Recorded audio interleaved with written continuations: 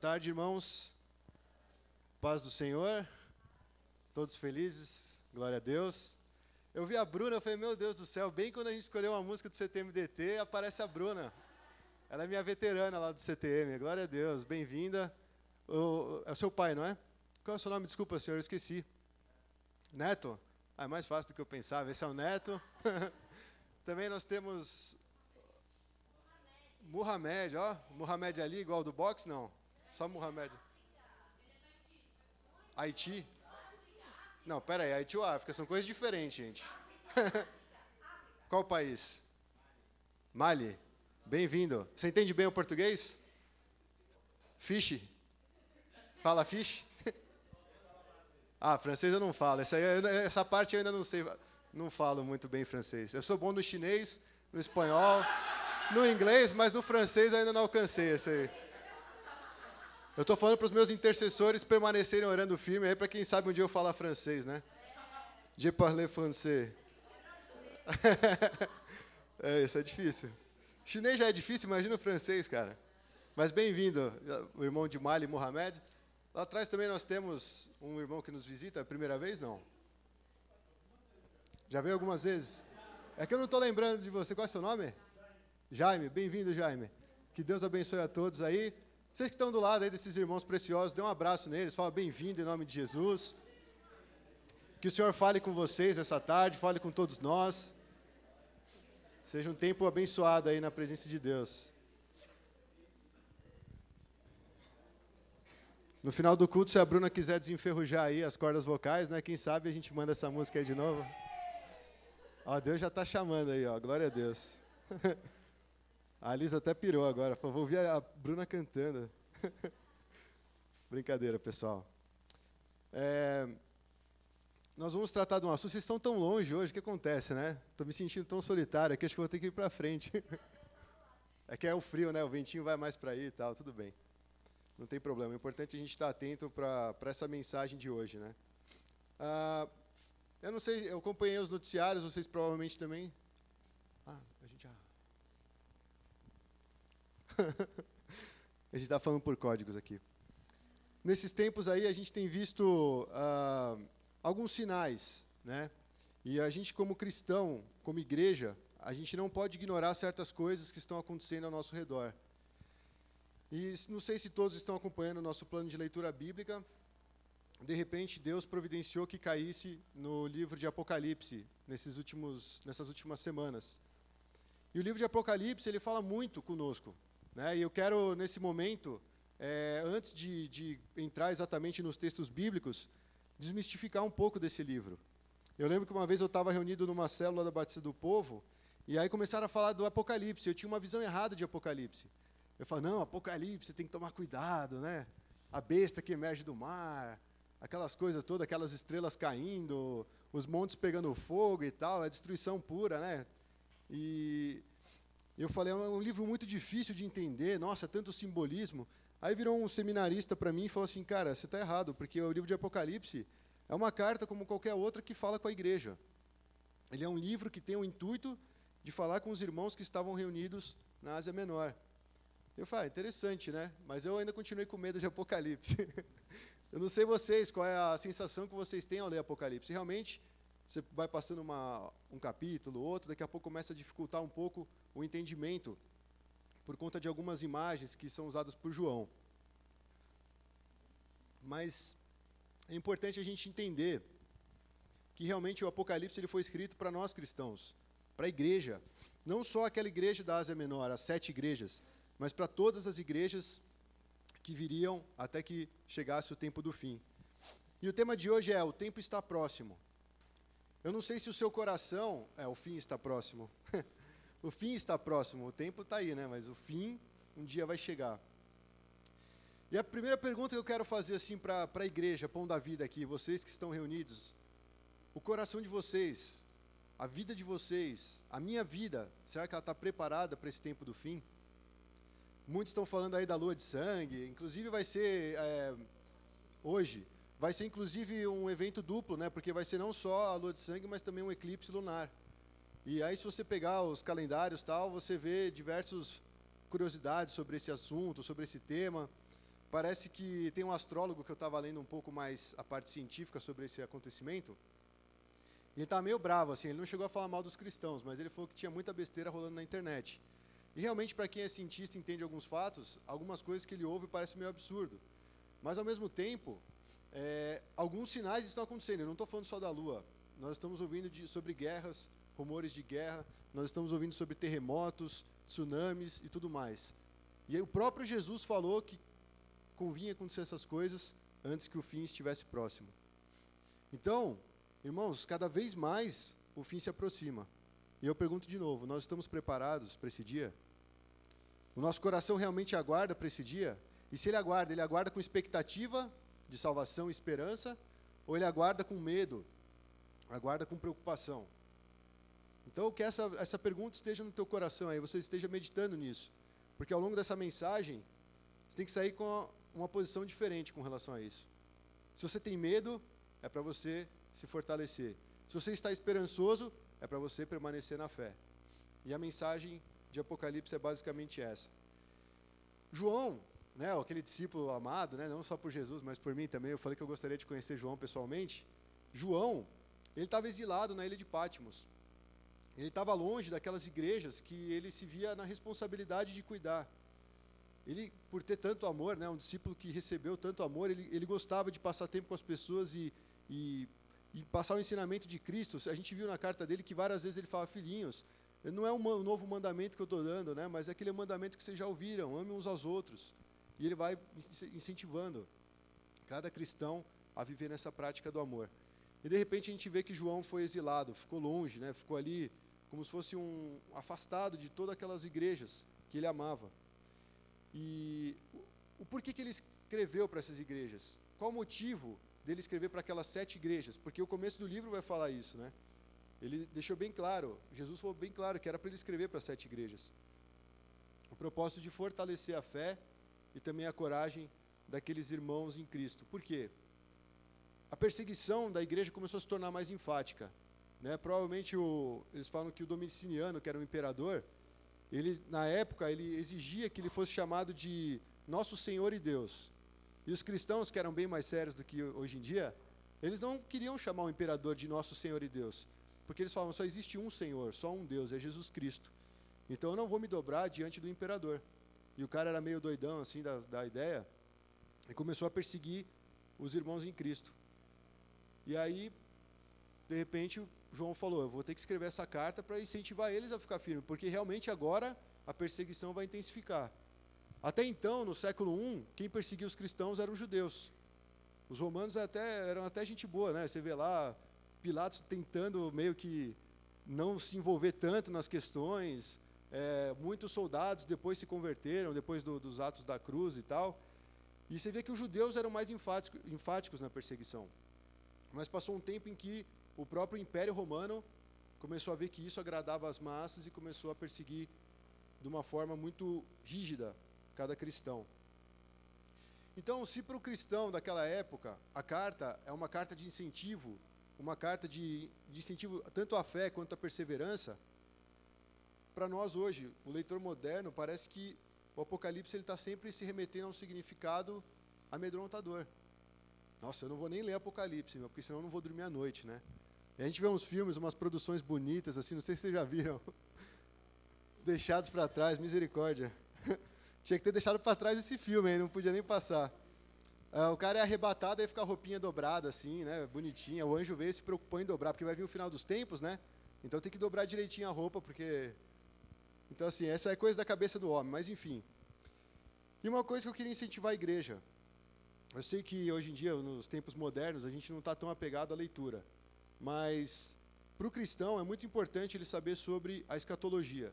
O que é escatologia? É estudar as coisas dos finais dos tempos.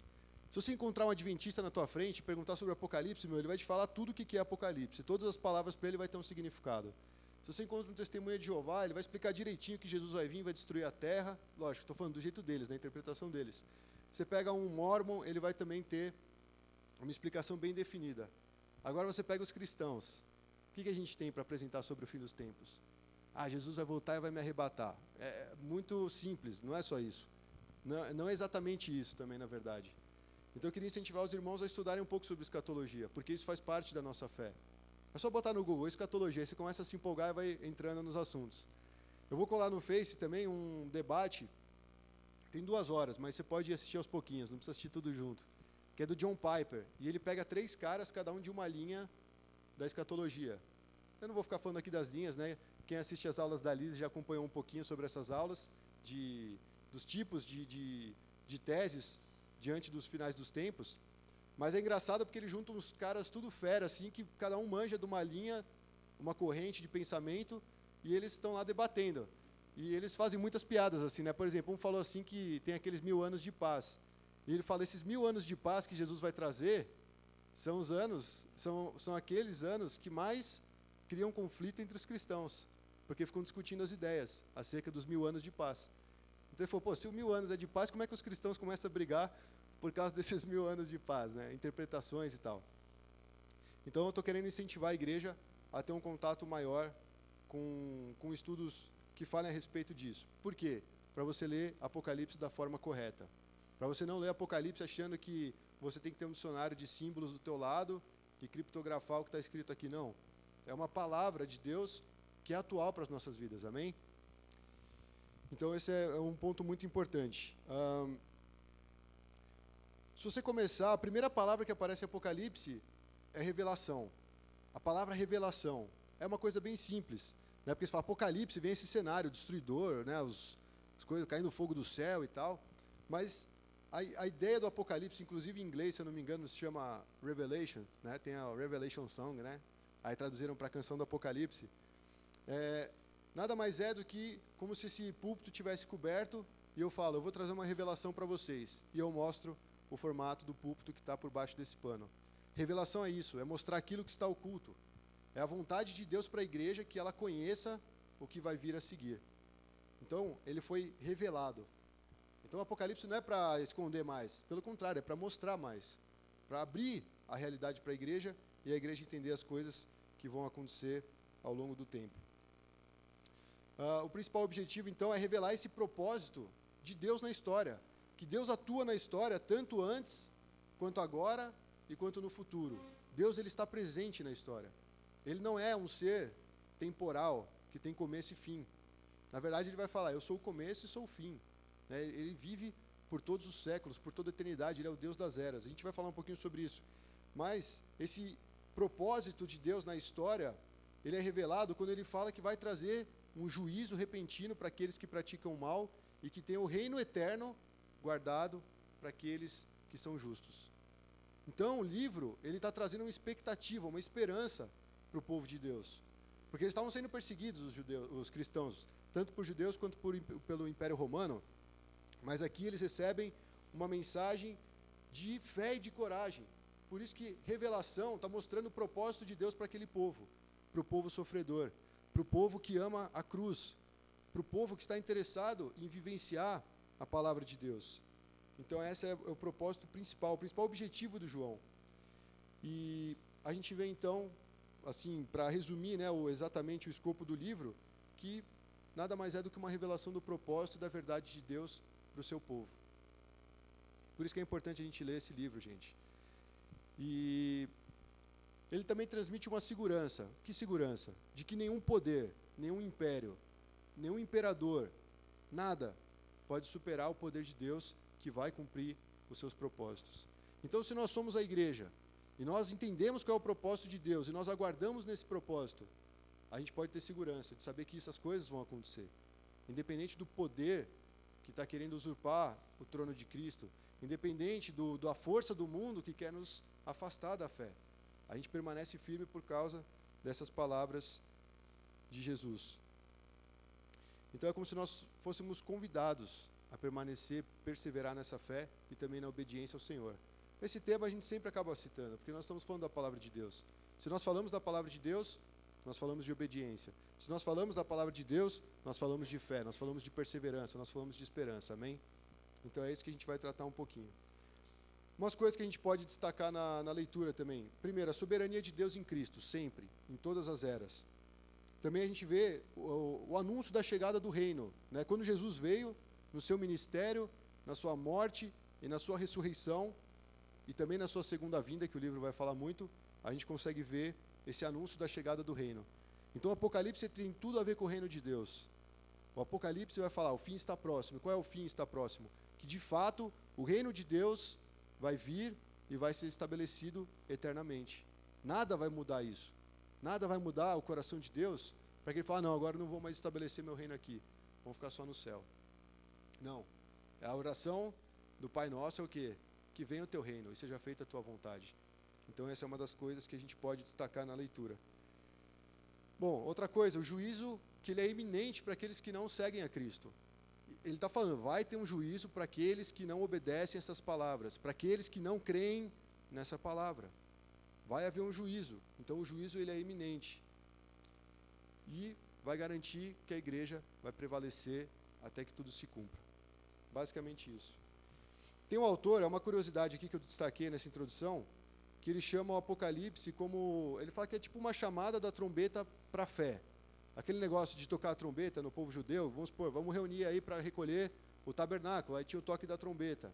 Eles sabiam que aquele toque era para fazer esse serviço. Então eles se agrupavam e faziam aquele serviço. Para ir para a guerra. Tocava a trombeta, eles sabiam que aquele era o som da guerra, todos se juntavam e iam lá para aquele local. É um ajuntamento para realmente guerrear. Se você assistiu O Senhor dos Anéis, você sabe o que eu estou falando. Tem uma hora que o Boromir, espero que eu não esteja falando grego, né? Agora estou falando com uma geração, estamos entrando aí na mesma linguagem. Quando ele toca lá a trombetinha dele, todos entendem que ele está sendo atacado. Então todos voltam para ajudar. Só que ele toma várias flechadas. Não é spoiler porque esse filme é antigo. Se você não assistiu, sinto muito, eu contei. Ele morre no final. Mas não tem problema, ele estava meio do mal, ele estava contaminado pelo anel. Boromir, guarda esse nome. O importante é que o Frodo não morre, ele continua. Até... Não, estou brincando. Então é isso, irmãos. Essa chamada de trombeta à fé, é como se tocasse a trombeta e a gente fala, opa, hora de guardar a fé, hora de permanecer firme na fé, hora de não deixar nada contaminar o nosso relacionamento e a nossa convicção em Cristo, porque o fim está próximo. Então, esse livro é como se fosse essa trombeta ressoando por todos os tempos. Então vamos entrar no primeiro ponto, a gente vai ler Apocalipse 1, de 1 a 3. Se você viu o boletim, você vê que tem pouco versículo hoje, mas nós vamos basicamente caminhar junto com Mateus 24. Eu vou falar um pouquinho sobre ele daqui a pouco. O primeiro ponto, nós vamos falar, fiquem atentos para ouvir e guardar. Guardar o quê? A palavra de Deus. Esse ponto, ele é basicamente a introdução do livro, que João, ele fala o seguinte. Vamos lá, Apocalipse 1, de 1 a 3. Revelação de Jesus Cristo, que Deus lhe deu para mostrar aos seus servos o que em breve há de acontecer. Ele enviou o seu anjo para torná-la conhecida ao seu servo João, que dá testemunho de tudo o que viu, isto é, a palavra de Deus e o testemunho de Jesus Cristo. Feliz aquele que lê as palavras desta profecia, e felizes aqueles que ouvem e guardam o que nela está escrito, porque o tempo está próximo. Revelação de Jesus Cristo. Eu quero conhecer Jesus, eu quero ver Jesus, eu quero sentir Jesus, eu quero falar com Jesus, eu quero sentir o cheiro de Jesus.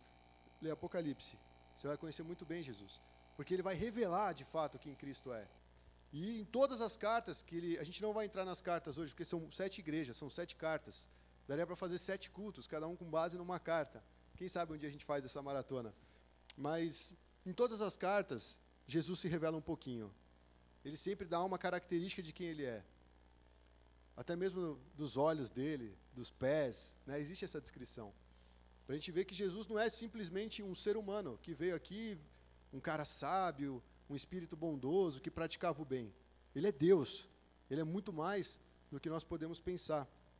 E aqui a gente vê que o Apocalipse traz a revelação de Jesus Cristo. E ele fala uma coisa interessante, ele fala assim, bem-aventurado.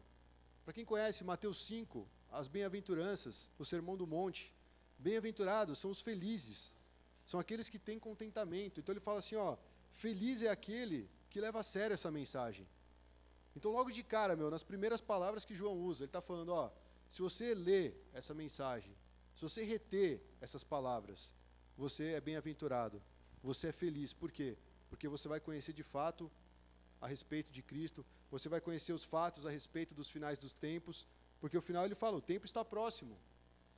Quando eu falo o tempo está próximo, é para trazer uma urgência no nosso coração.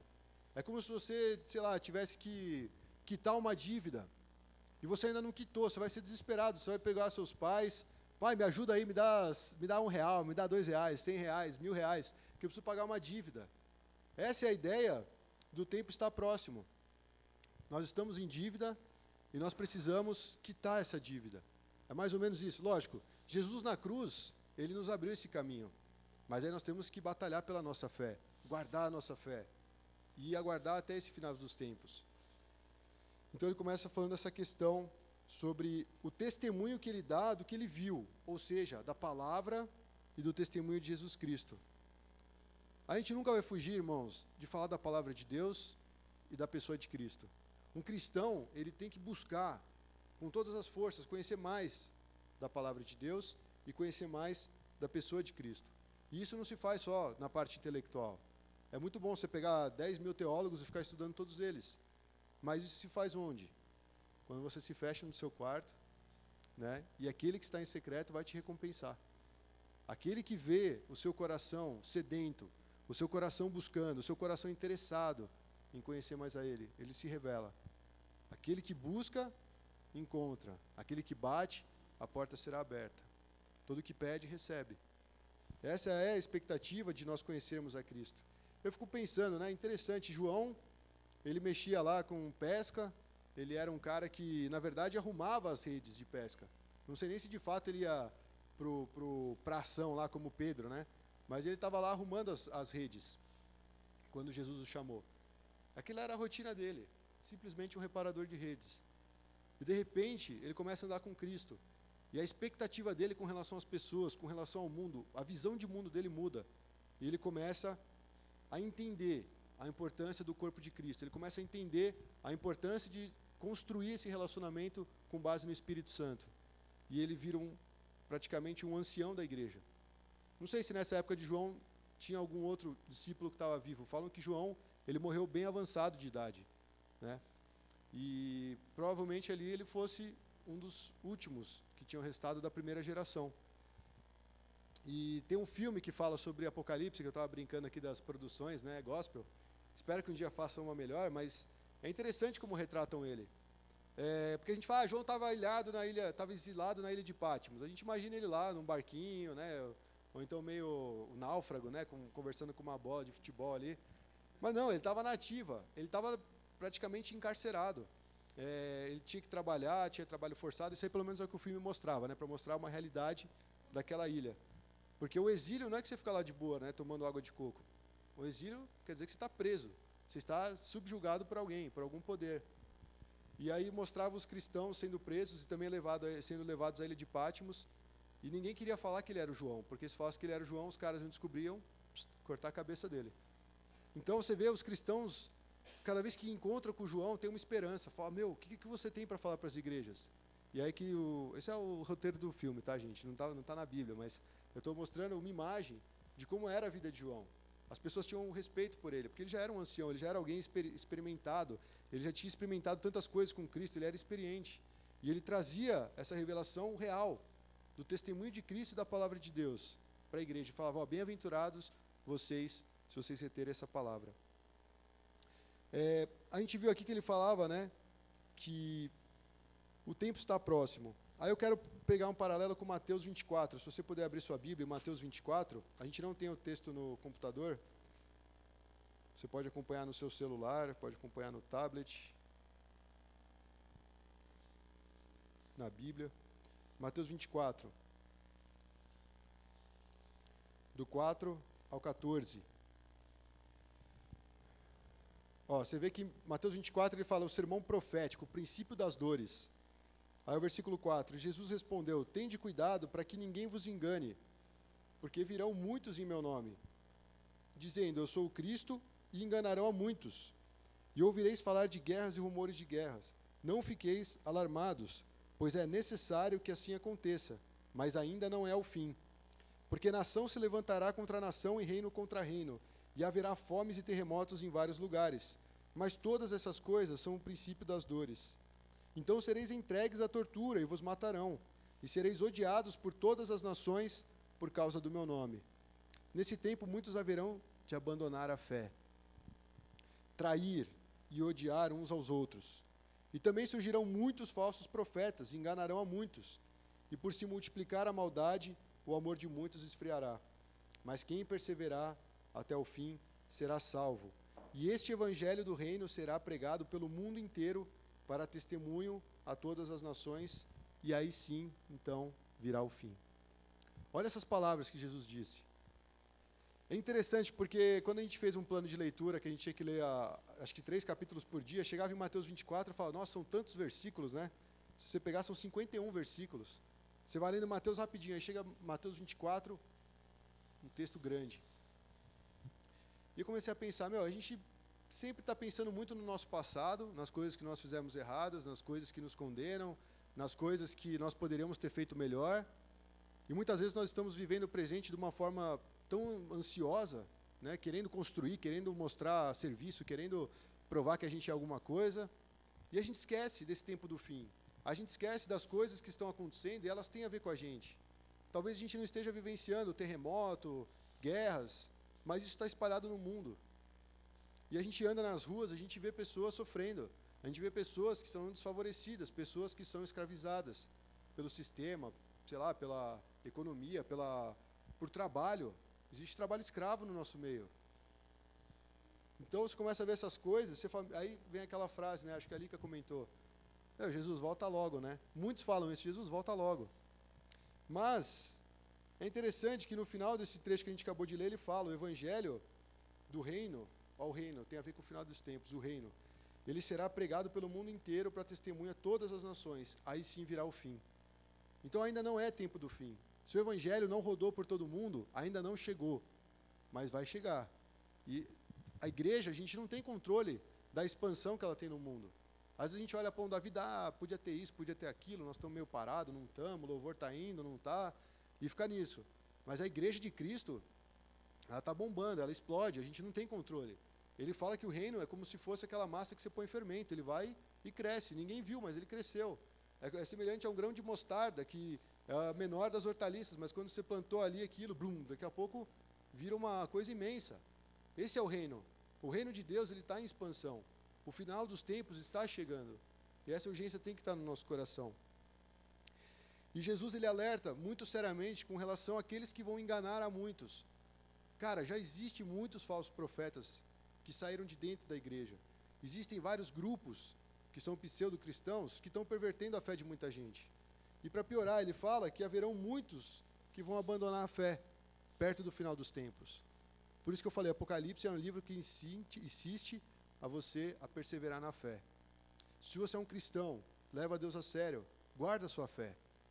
É uma luta, todos os dias nós temos que guardar a nossa fé, porque nós somos tentados a fazer tantas coisas, a mudar o trajeto da nossa vida, a replanejar a nossa caminhada, mas a gente esquece que o fim já está decretado. E nós precisamos caminhar como Cristo. E aí ele fala, por causa da maldade, o amor de muitos se esfriará. Ele fala de fé e ele fala de amor. Ele fala que a fé, muitos vão se desviar da fé, e que o amor de muitos vão se esfriar. Outra pergunta para nós meditarmos. Como está a nossa fé com relação a Cristo? A confiança que nós temos nele? Como está o nosso amor, não só para com Deus, mas com os nossos irmãos? Essa é uma pergunta que, a gente tem que meditar. A gente tem que entrar no nosso quarto ali, no nosso local secreto. De repente, no banheiro da tua empresa, não precisa ser no seu quarto, porque você não tem tempo. Você vai lá, dorme, já acordou, já tem que sair para o trabalho. Mas um tempo, você tem que parar na sua vida e pensar, como é que está a minha fé? Aonde ela está me levando? Eu tenho vivido a fé bíblica, ou é uma fé de acreditar que algo vai acontecer melhor e eu vou caminhando dessa forma? A fé em Cristo, ela é preciosa. O amor, ele é importante. Por se multiplicar a maldade, o amor de muitos esfriará. Quando você fica sabendo de alguma notícia, dá até aquele desânimo, uma notícia ruim, uma notícia péssima, né? Que nem aquele menininho na praia ali, né? Morto.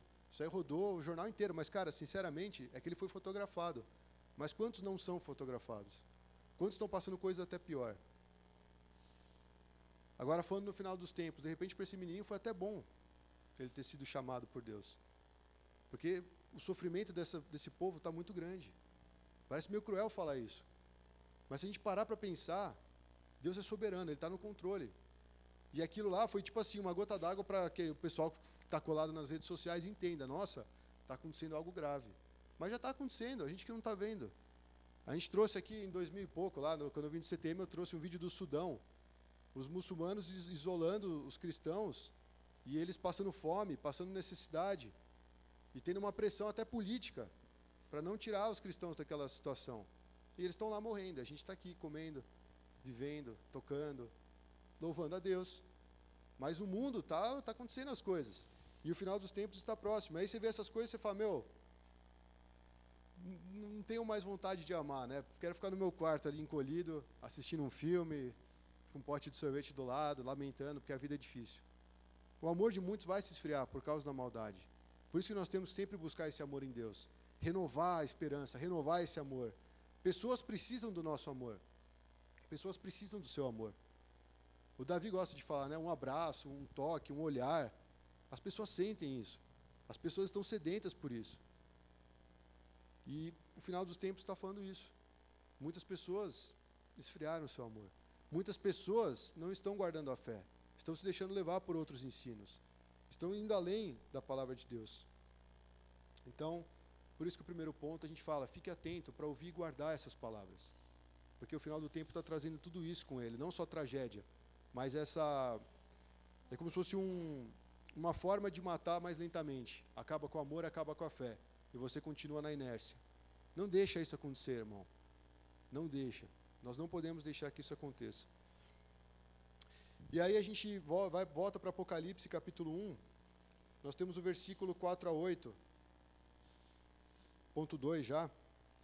Ele vai falar do plano de Deus, o plano que Deus tem para nós.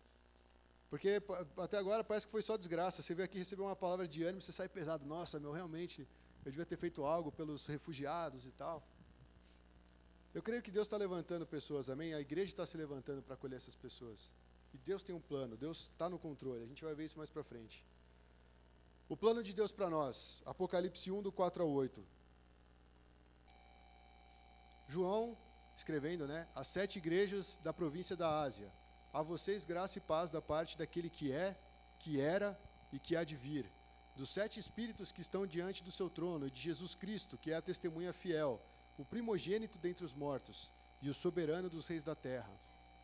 Ele nos ama e nos libertou Ele que nos ama e nos libertou dos nossos pecados por meio do seu sangue e nos constituiu reino e sacerdotes para servir a seu Deus e Pai. A Ele sejam glória e poder para todo sempre. Amém. Eis que Ele vem com as nuvens e todo olho o verá, até mesmo aqueles que o transpassaram, e todos os povos da terra se lamentarão por causa dele. Assim será. Amém. Eu sou o Alfa e o Ômega, diz o Senhor Deus, o que é, o que era e o que há de vir, o Todo-Poderoso. Aqui tem algumas declarações interessantes. Ele fala sobre Jesus ser a testemunha fiel.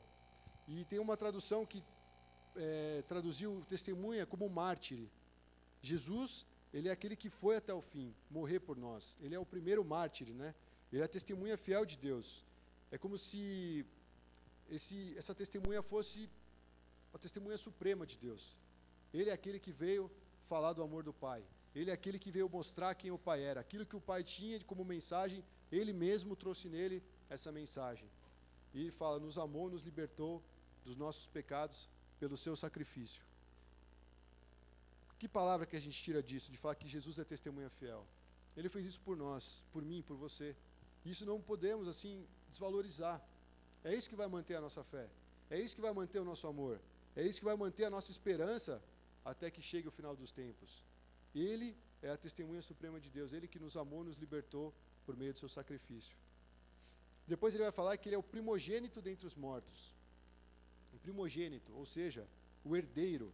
Ele fala assim que isso indica que pela ressurreição de Cristo, a ressurreição de Cristo, com isso ele assumiu o lugar no reino de Deus e abriu esse reino para toda a humanidade. Quando Jesus falou, se eu expulso os demônios, é porque é chegado o reino de Deus.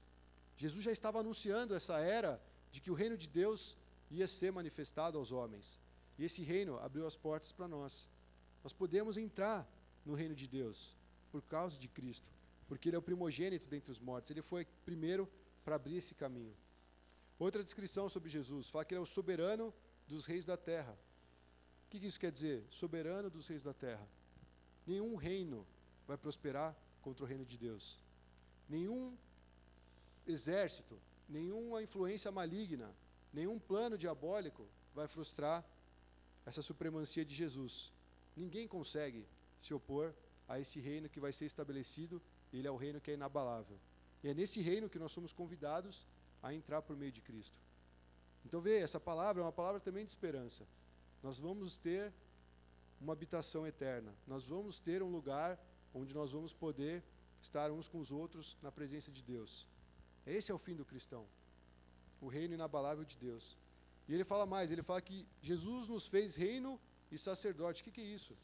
Ele está falando de um serviço que é aceitável a Deus. E esse serviço, ele começa aqui na terra, não começa na eternidade quando você morrer. Hoje, a partir de hoje, você faz parte do reino e você é um sacerdote de Deus. Você pode se apresentar diante de Deus. Não tem nada que te impeça de entrar na presença do Pai, por causa de Cristo. Esse serviço fala sobre adoração ao Deus poderoso e também de um relacionamento com o Pai Celestial. Duas coisas, serviço e relacionamento. Não só trabalhar para Deus, mas se relacionar com Deus. Tem pessoas que gostam, né? Eu não consigo deixar de ir na igreja. Mas o que você vai fazer lá? Não, é que eu limpo o chão, eu toco o teclado, eu mexo no PowerPoint, eu faço tudo. Eu vou evangelizar, eu vou entregar folhetinho, eu faço visita, eu prego, eu danço, canto. Tá, mas e o coração? Diante de Deus. Tem alguma mágoa contra o Senhor? Tem alguma mágoa contra o seu irmão? Para que tantas atividades? Aonde isso vai levar? Então ele fala de um serviço, sim. Um serviço de adoração. Cada um aqui é responsável por prestar essa adoração a Deus.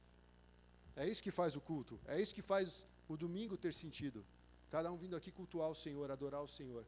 E é lógico, o serviço, ele não vai se opor ao relacionamento. O relacionamento ele tem que vir antes. Um exemplo disso, Marta e Maria. A Marta lá trabalhando pra caramba, com razão, né? Tinha um monte de cara glutão lá na casa dela, os próprios fariseus olhavam e falavam, esses caras só comem, né? Aí a Marta vê 12 caras chegando junto com Jesus e falou, ixi, agora eu vou ter que ir para a cozinha, tenho que botar mais água aí no feijão e me virar aqui. Só que a Maria parou e foi ouvir Jesus. Ela contemplou Jesus. Ela estava ali se deliciando, como diz o Sandrão, né? Degustando a presença de Deus. Ela estava lá, degustando a presença de Deus. Não é sempre, irmãos, que a gente tem esses momentos. A gente tem mais momentos de serviço do que momentos de adoração. Isso não te incomoda de uma certa forma?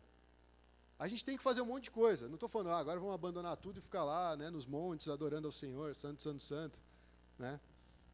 Não, tem trabalho para fazer. Até porque ele falou, meu pai trabalha. Meu pai está trabalhando e vai continuar trabalhando. Ele fez isso quando ele curou alguém no sábado. Ele falou, meu pai trabalha até hoje, então convém que nós também façamos isso. Mas existe essa parte do relacionamento. Nós trabalhamos porque nós temos um relacionamento com o Pai e isso dá sentido no nosso agir, no nosso fazer, no nosso querer participar de algo que a gente sabe que tem proveito para o reino. E aí ele também fala nesse trecho um pouquinho sobre a vinda de Cristo. E aí, como eu disse, nós vamos voltar em Mateus 24. Você pode deixar seu dedo aí em Mateus 24, que a gente vai voltar mais uma vez. Mas Mateus 24, agora a gente vai ler do 23 ao 39. Porque ele está falando da volta de Cristo nesse trecho que a gente acabou de ler, de Apocalipse. E aí ele dá um alerta, ele fala assim, ó gente, versículo 23. Se alguém vos disser, o Cristo está aqui, ou ele está ali, não acrediteis, porque surgirão falsos cristos, e também falsos profetas, que realizarão grandes sinais e maravilhas, milagres, a tal ponto que, se fosse possível, enganariam até os escolhidos. Eu vos digo essas coisas antes que aconteçam. Portanto, se vos disserem, ele está no deserto, não saiais, ou ele está dentro da casa, não acrediteis. Porque assim como o relâmpago sai do oriente e se mostra até o ocidente, assim também será a vinda do Filho do Homem. E aí ele dá uma frase que muitos têm dúvida, né, do que significa. Pois onde estiver o cadáver, ali abutres também se ajuntarão. O que significa isso? Vai ser visível quando for a volta de Cristo. Quando falar, ele está lá, vamos lá ver, tem um culto aí que está lá o Espírito Santo encarnado. Não vai, meu. é furada. Tem gente que vai. Lá onde o tio mora, na ZL, tinha um folheto da apóstola Sol. Aí é uma mulher assim, segurando uma espada ridícula, falando que ela é a apóstola Sol. Pra você ir lá receber sua bênção. É falso profeta, cara. Como é que alguém cai nisso? Cai. E perde dinheiro ainda. E não tem nada a ver com o evangelho. E aqui Jesus está dando alerta. Fala, não vai. Não cai nessas. Muitos vão até fazer milagres. Muitos vão realizar curas. Muitos vão fazer muitas coisas. Mas isso não significa que eles vêm de Deus. Outra perseverança, a fé. Outro motivo para nós nos retermos na palavra de Deus. E ele fala isso aí, onde tiver o cadáver, ali há abutres. Se você vai andar na estrada ali, ou está na praia, sei lá, daqui a pouco você vê um monte de bicho voando. Você fala, morreu algum bicho ali. Os abutres estão se juntando para atacar aquela carniça. Então é visível. E ele fala, da mesma forma, quando Jesus voltar, vai ser óbvio, vai ser claro. E vai acontecer muito rápido, como um relâmpago. E aí a pergunta inicial, estamos preparados para o dia do fim? Se Jesus voltar agora, aquela famosa frase, nós estaríamos com ele? Difícil, né? A gente ter convicção. Não, eu estaria assim e tal.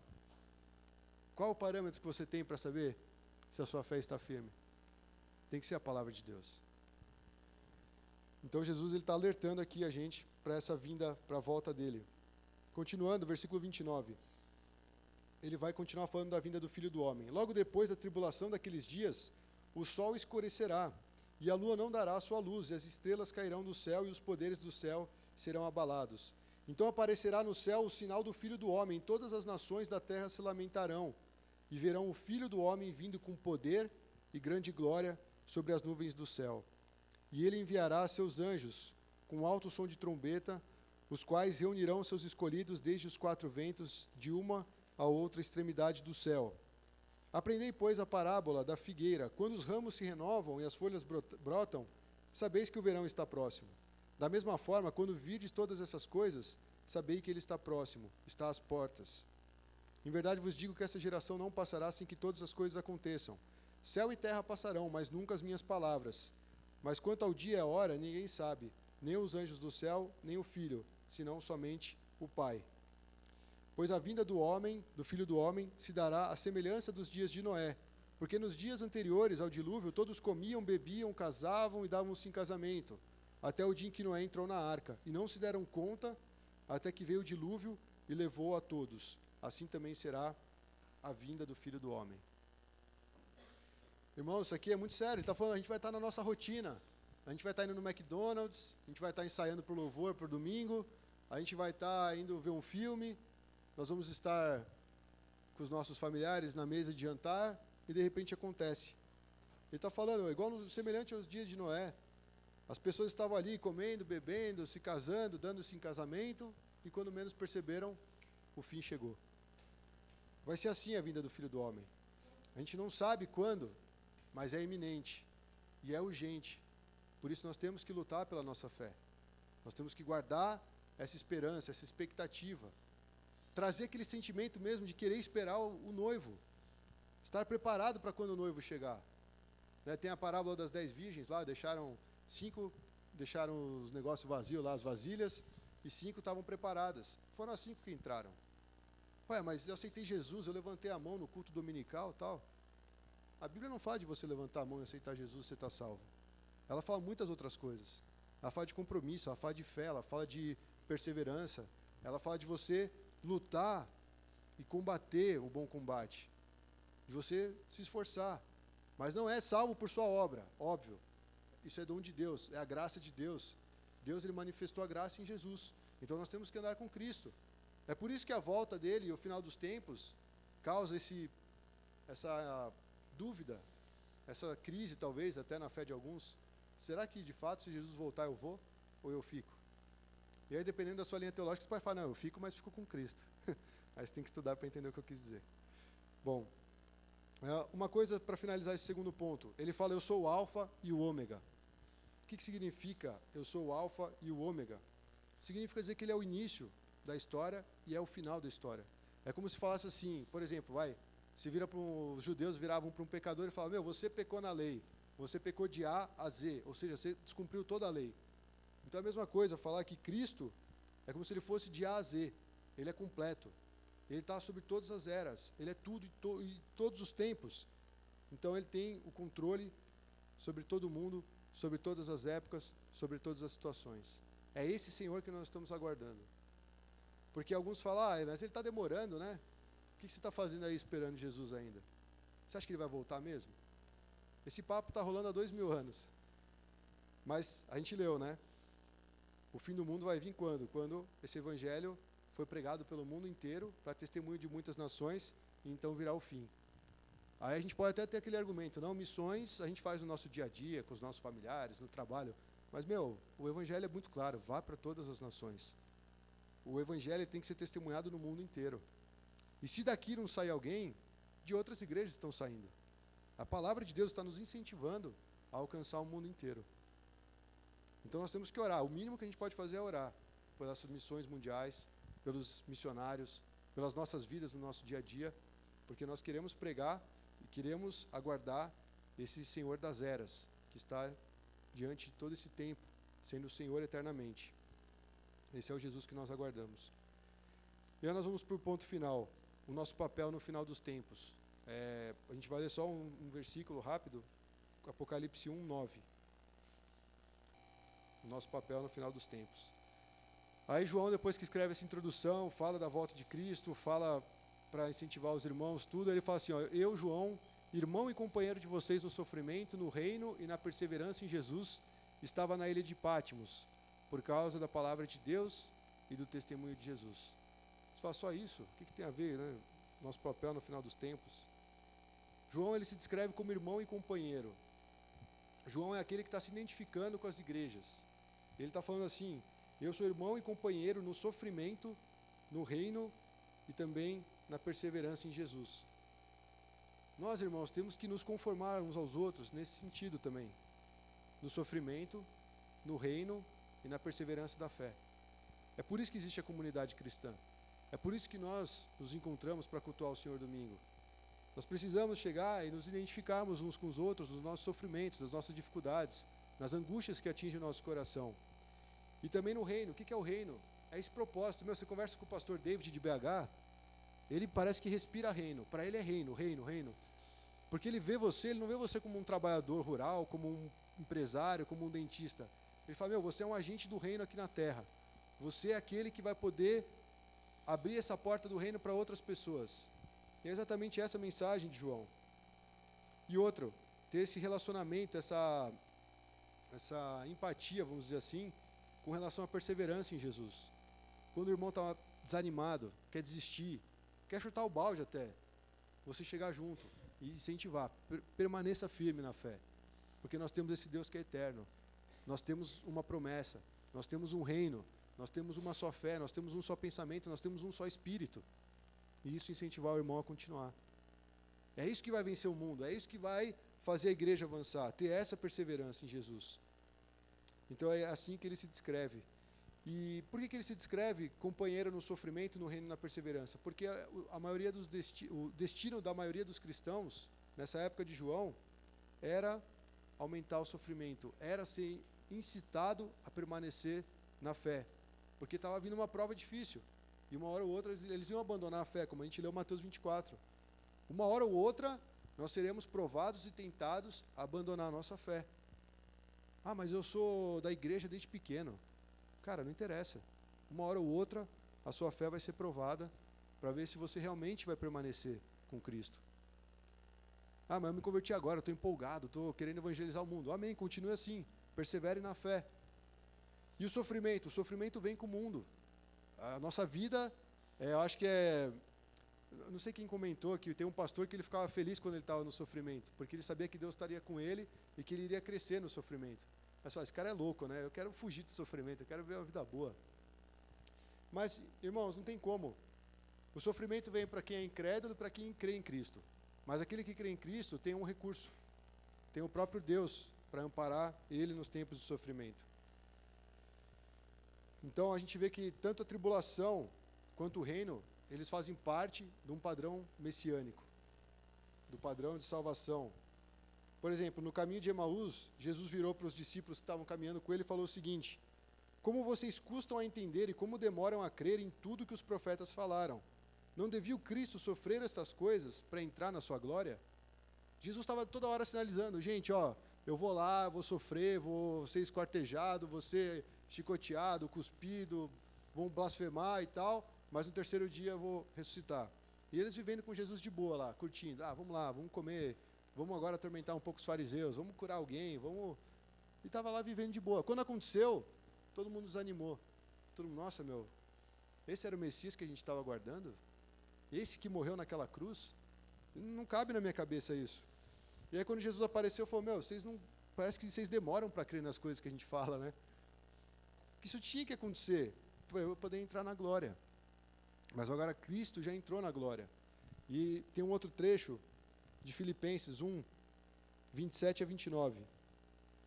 Ele fala o seguinte, não importa o que aconteça, exerçam a sua cidadania de maneira digna do Evangelho de Cristo, para que assim, quer eu vá e os veja, quer apenas ouça a seu respeito em minha ausência, eu fique sabendo que vocês permanecem firmes num só espírito, lutando unânimes pela fé evangélica, sem de forma alguma deixar-se intimidar por aqueles que se opõem a vocês. Para eles isso é sinal de destruição, mas para vocês é sinal de salvação, e isso da parte de Deus, pois a vocês foi dado o privilégio de não apenas crer em Cristo, mas também de sofrer por Ele. Então, o sofrimento e o reino, eles fazem parte de um padrão messiânico. Aí, como conclusão, irmãos, eu vou ler um trecho, terminar o Mateus 24, do 42 ao 51, para a gente entender o fechamento disso tudo, né? Mateus 24, 42. Portanto, vigiai, pois não sabeis em que dia vem o nosso Senhor. Nós não sabemos, irmãos, então vamos vigiar. E ele dá um exemplo, ele fala assim, compreender isso. Se o dono da casa souber que a hora da noite o ladrão viria, ele vigiaria e não deixaria arrombar sua casa. Por isso, fiquem também preparados, pois o Filho do Homem virá numa hora que não esperais. Ele traz essa parábola, se o cara souber a hora que entra o ladrão, se a gente soubesse que entrar um ladrão agora, já estava todo mundo lá na porta do elevador, para quando ele entrasse, a gente já dar uns socos nos caras, não deixar o cara sair do elevador, fala, vai embora, mano. Em nome de Jesus, sai, né? Só em posição de mãos do maluco. Então ele está falando a mesma coisa. Se você souber a hora que vem o ladrão, você vai se preparar. Você não vai ficar lá assistindo, deixa ele entrar na minha casa, entra na minha casa, né? Não vai acontecer isso. E depois ele continua aqui no versículo 45, uma parábola de 2 servos. Quem é, pois, o servo fiel e prudente que o Senhor encarregou dos outros servos para lhe dar o alimento no tempo certo? Bem-aventurado o servo, ele está falando de serviço, de adoração. Bem-aventurado o servo a quem seu senhor, quando vier, encontrar agindo assim. Em verdade vos digo que o encarregará de todos os seus bens. Mas se aquele outro, o mau servo, disser no coração, meu senhor demora a voltar, e começar a espancar os seus conservos, a comer e beber com os bêbados, o senhor daquele servo virá num dia em que ele não o espera, e numa hora que não sabe, e lhe infligirá castigo, e lhe dará o destino dos hipócritas. Ali haverá choro e ranger de dentes. Então, irmãos, a mensagem, ela é pesada, ela é difícil de digerir, mas ela é a verdade. E o final dos tempos está diante de nós. Eu gostaria de acreditar que nós somos a última geração antes da volta de Cristo. Eu não posso afirmar isso. Até porque ele falou que ninguém sabe a hora que Jesus volta. Mas a verdade é que Jesus, ele vai voltar no momento em que ninguém sabe. E a Bíblia incentiva, esteja preparado para esse dia. Para algumas igrejas, a mensagem foi, guarda o que você tem, para que não seja tirado. Guarda a sua fé, para que naquele dia você não seja achado em falta. Retorne às obras que você fazia no início, porque você peca quando perde o primeiro amor. E tem várias mensagens para as igrejas. Essas cartas, que talvez a gente trabalhe mais para frente, elas são muito significativas para nós hoje. E Jesus tem uma mensagem para nós como igreja. Qual mensagem? O que será que Jesus falaria olhando para cada um de nós? Sei lá, olhasse assim, Boaz, eu sou assim, eu vejo que você é firme aqui, mas contra você eu tenho tal coisa. O que será que Jesus ia falar para ele?